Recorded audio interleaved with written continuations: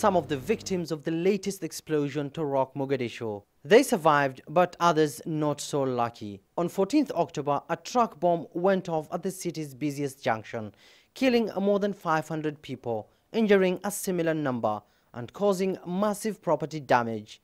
It was the single most deadly attack in the ongoing conflict in Somalia.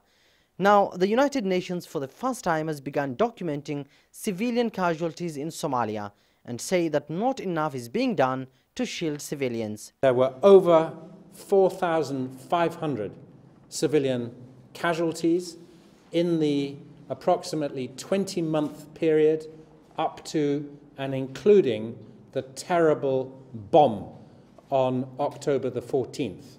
4,500 people killed or maimed. The detailed UN report was launched in Mogadishu, coinciding with the International Human Rights Day, recording more than 2,000 civilian deaths since the beginning of 2016. And even though it hasn't claimed responsibility for the October bombing, Al-Shabaab remains the main culprit in the conflict, accused of 60% of all civilian casualties. 60% of all civilian casualties during that 20-month period that the report covers are attributable to Al-Shabaab.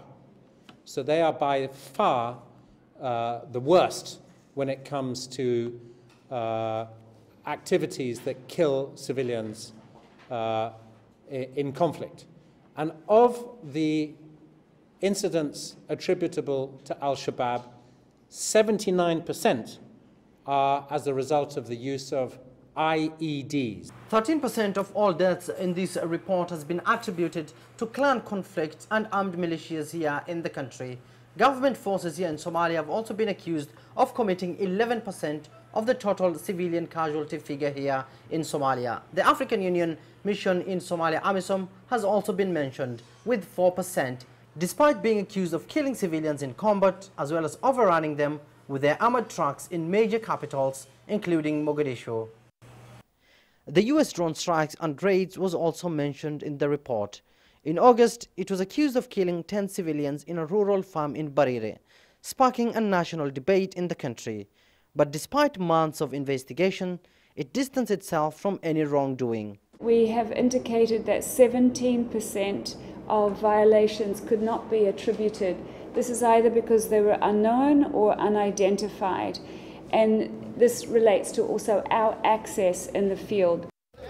Rights groups have welcomed the latest findings and say it goes a long way in documenting atrocities in Somalia. But despite this fact, it's unclear whether the perpetrators will ever be brought to book as the quest for justice continues. Abdulaziz, Billow, CGTN, Mogadishu, Somalia.